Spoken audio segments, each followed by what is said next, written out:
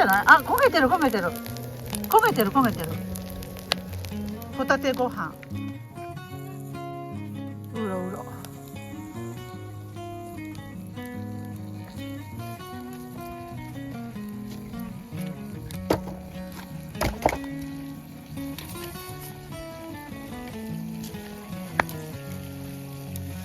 焦げてますよ、きっと焦げてる。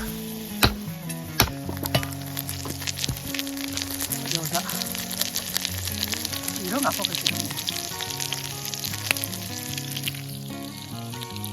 なあ、熱いよ。し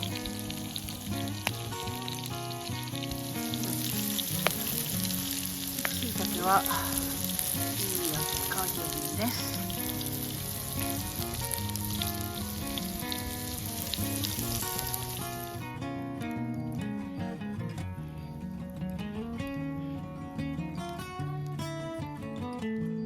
今日のメニューはホタテご飯としいたけのバター焼き、焦げ焦げ餃子、ネギのチーズ焼き、ネギたっぷり味噌汁、りんごとみかんです。